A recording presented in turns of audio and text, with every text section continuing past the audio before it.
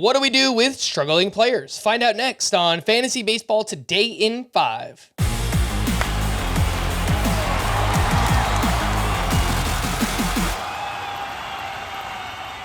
Welcome into FBT in 5. Today is Tuesday, April 25th. I am Frank Sample, joined by Scott White. And let's start off with some struggling pitchers. Chris Sale allowed 5 earned runs over 5 innings pitched, 0 strikeouts going up against the Baltimore Orioles. I'll point out, Scott, this is now the 3rd time Chris Sale has faced the Orioles in the past month. Once in spring training, 2 times in the regular season. They clearly have seen him a lot, and they have owned him. Your thoughts on Chris Sale? Yeah, and there was some talk after the game that maybe Sale was tipping his pitches. I know I know it doesn't sound like a great excuse, but when you consider a couple things, how much the Orioles specifically have teed off on him, like maybe they have a read on him that no other team has figured out yet. And 2, the fact that he went from striking out everyone in his last start to striking out nobody in this start would also suggest that there's something weird going on there. And it's that previous start that gives me hope for Sale still. Look, I get the frustration. I'm highly invested in Sale.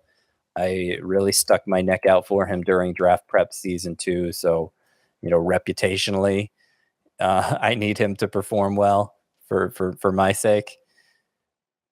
But that's not so much what this is coming from. It's the fact that I look at what he did last time out at Minnesota: 11 strikeouts in 6 innings, 19 swinging strikes. The average exit velocity was low. Clearly, he's still good enough to do that. That ability is still there for Chris Sale, and I don't know why he's struggling with execution so much. If there is a pitch tipping thing going on, if there's just a lot of rust from all the time he missed, but I still see a lot of upside here, and I would not be looking to dump Chris Sale, as frustrating as it's been. Maybe bench him until he straightened things out, but at least give him another month. And in fact, I'd be more likely to buy on him than sell him if, presuming the price is dirt cheap. Yeah. What about Nick Lodolo, who has now gotten destroyed 2 starts in a row? He was going up against the Texas Rangers on Monday night. He allowed 6 earned runs over 4 innings pitched. And over his last 2 starts, 19 hits allowed, 14 earned runs, 5 home runs allowed. The ERA has now ballooned to 6.31. Scott, your latest thoughts on Nick Lodolo? Are you looking to buy him as well? Yeah, I think it's a good time to buy on him. And it's worth reminding you that 2 turns ago, we were all thrilled with Nick Lodolo. This second season was going about as well as we could have hoped for. So, a lot can change this early in the season. And part of it is just, this is the story of 2023. Like, very few pitchers have been able to escape having at least one start like this.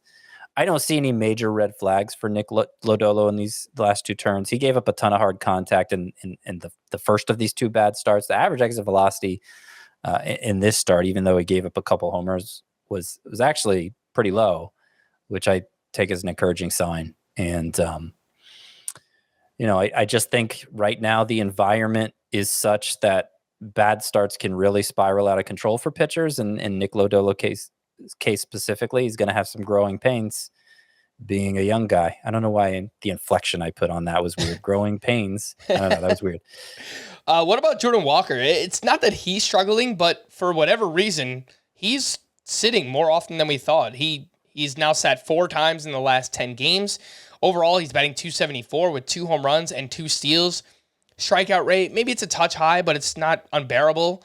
According to StatCast, he hasn't really been a great fielder so far this season, so maybe that's what the Cardinals are factoring in here. But Scott, what do we do with Jordan Walker? We're getting lots of questions about him. Yeah, and early on in spring training, when it wasn't clear he was going to make the roster, my concern that maybe he wouldn't was, well, the Cardinals have a lot of good outfielders as it is, and how are they going to fit everybody in the lineup? And I think when Alec Burleson stepped up when Lars Nootbaar was out, and now Nootbaar himself is back, the Cardinals are kind of struggling to fit everybody in, and Walker, while he's cooled off a bit recently, is bearing the brunt of that right now.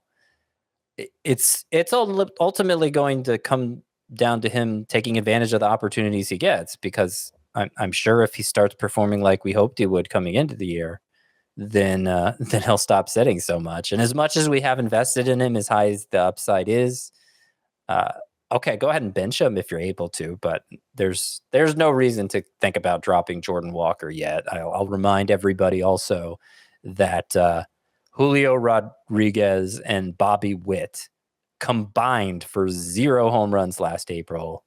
I believe both hit under 200 as well. It's just an awful start. No matter how disappointed you are in Jordan Walker right now, it's not worse than that.